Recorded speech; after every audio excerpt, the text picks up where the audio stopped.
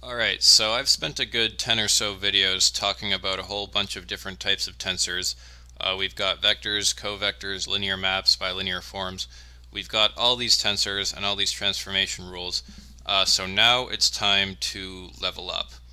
So this video marks the beginning of a bit of a shift in this video series. We're going to stop talking about new types of tensors and instead change the way we think about the tensors that we've already seen. So recall I proposed this better definition of tensors, where rather than defining tensors in terms of transformation rules, we define them as collections of vectors and covectors combined using the tensor product. And the reason this definition is so good is because it's going to help us simplify our lives. A lot of the things that we learned in the previous videos we can sort of forget about because it's going to come naturally out of this new definition. So what we're going to do here is we're going to introduce the idea of the tensor product, and we're going to upgrade our definition of tensors to something new. And this new and different perspective is going to give us a better understanding of what tensors are. So in this video I'm going to take the first step into introducing the tensor product, and that first step is talking about what I call vector-covector pairs. And I'm just going to warn you that I'm going to use some non-standard notation that I made up just for these videos, so some of the things that I write down in the next few videos, you're not going to find it written that way in textbooks or other articles you'll read online. Okay, so we're saying that tensors are collections of vectors and covectors combined together using the tensor product. Now we've already learned about vectors and covectors, and according to that definition, all other tensors are just vectors and covectors combined together. So vectors and covectors are like the fundamental building blocks for all other tensors. Now that makes us think that these other tensors over here, linear maps and bilinear forms, it makes us think that these can somehow be built out of vectors and covectors. And that's exactly correct. So let's see how we can build linear maps out of vectors and covectors. So we already know that when we multiply a row vector and a column vector like this with the row vector first, we end up with just a scalar. But if we reverse the order and put the column vector first, we'll get something different. So instead of a scalar, we'll end up with a matrix, and the entries of that matrix would be these here. Okay, so we have a matrix, and a matrix is basically a linear map, right? So there we go. We've combined a vector and a covector together to get a linear map. So this method of combining column vectors and row vectors is sort of the first step to understanding the tensor product, but we'll need to explore it a bunch more before we can say what the tensor product is. So to go a bit deeper here, I'm going to get you to consider something. Let's say that we have this linear map here represented as a matrix with the components 4, 400, 8, 800. Now can we go in the reverse direction? Can we figure out the right components A, B, C, D that would break this matrix back up into a column vector and a row vector? So if you want, you can pause the video and give this a try, but I'm going to go ahead and give the answer. So if we have the column vector 4, 8 and the row vector 1, 100, we can multiply them together to get this matrix here. Okay, so now consider this example where we have the same matrix, but the 800 has been changed to a 1200. Can we do the same thing and break this matrix up into a column vector and a row vector? And you can try as hard as you like, but it turns out that this is impossible, and I'll prove that to you. So if we want to separate this matrix into a column vector and a row vector, the matrix elements have to be equal to AC, BC, AD, and BD. And so following that reasoning, that means that AC has to be equal to 4, BC equals 8, AD equals 400, and BD equals 1200. So the first thing to realize is that these two first equations tell us that B is equal to 2A. So I'll show that here. If you just follow this reasoning, you'll get that B is equal to 2A. And we can apply similar reasoning for the second two rows here. If we just do some substitutions and follow the reasoning, we can show that B equal to 3A.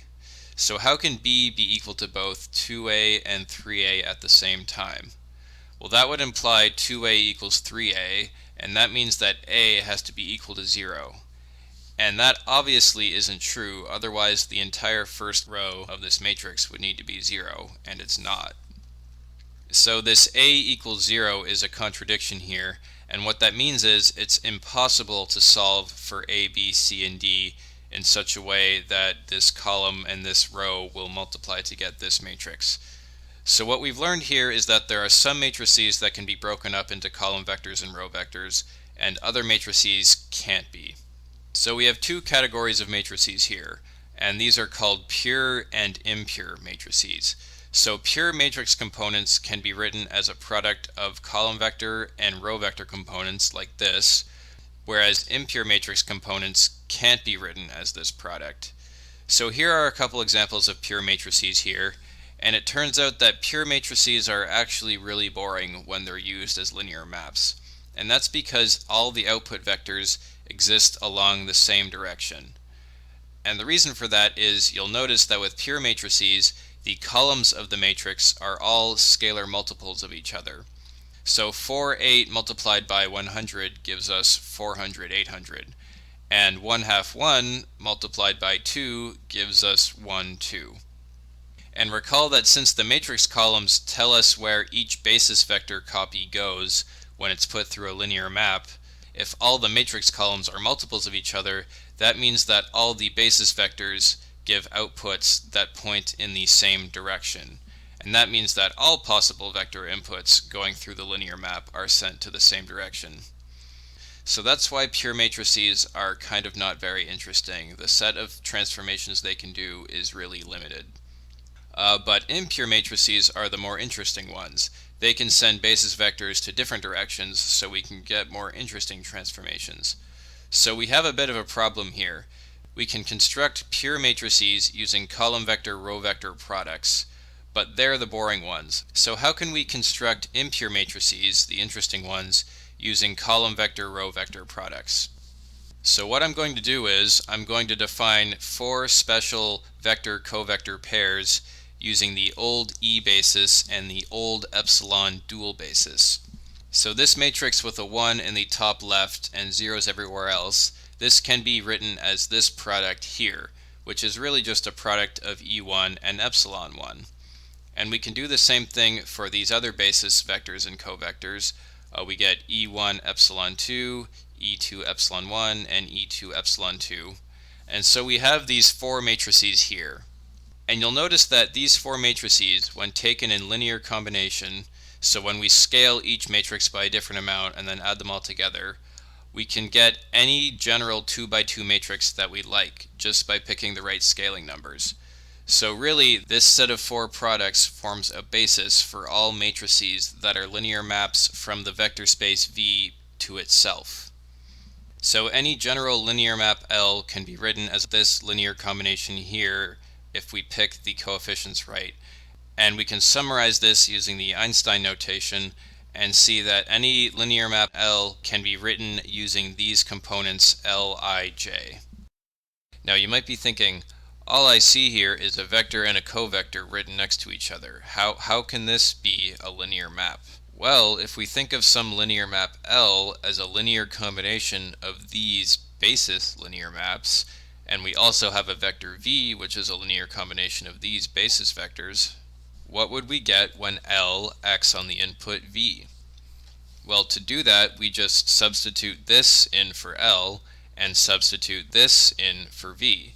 And as you can see here, this epsilon dual basis vector, it's acting on the input vector. And that's totally fine, right? That's what covectors do. They act on vectors. So we can use the linearity of epsilon to take out the scaling coefficient vk and put it out in front. And now we're left with epsilon j acting on ek.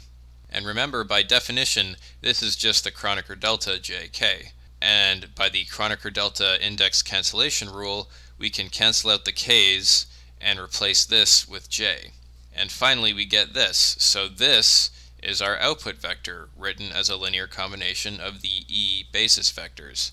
And these coefficients, these are just the numbers that we get from the standard matrix multiplication rule. So as you can see, this E epsilon product pair, this really is a linear map. It took an input vector, transformed it, and gave us an output vector. So vector-covector pairs really are linear maps. Now, earlier I gave you this set of 4 linear maps and said that they formed a basis for all possible linear maps from V to V. But just like with vectors, there's nothing special about this basis. We could just as easily choose another basis, right? Even though these matrices look really nice and simple, we could just as easily pick another set of basis matrices. So for example, these 4 matrices here, they all form a basis for the set of 2 by 2 matrices.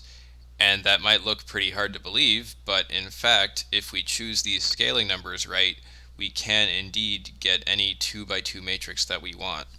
And likewise, we don't have to choose this set of 4 linear maps as our basis. We could just as easily choose this set of 4 linear maps instead. So the set of new basis vector and new dual basis covector pairs. And that would be an equally valid choice of basis. So to sum up what we learned in this video, we learned that we can combine vectors and covectors to get linear maps. So doing it with arrays, we put the column vector first on the left and the row vector second on the right, and the result of that multiplication is a matrix. And we can also do things algebraically by just writing the vector next to the covector like this, and this is a linear map that can take a vector as an input just like we showed before. But the problem is that a single vector and a single covector combined together like this creates a pure matrix or a pure linear map. And those are really boring because they send all the output vectors to the same direction. So to get the more interesting linear maps, we need to combine a bunch of pure linear maps together in linear combination, and that will help us get more interesting impure linear maps. And the last thing I'll note is that these vector-covector pairs, this is actually the tensor product of a vector and a covector. I like to write them like this, but your textbooks are probably going to write them like this, with a circle times symbol in the middle. For now, I'm going to stick with this notation. I'll talk about this circle times notation more in a future video.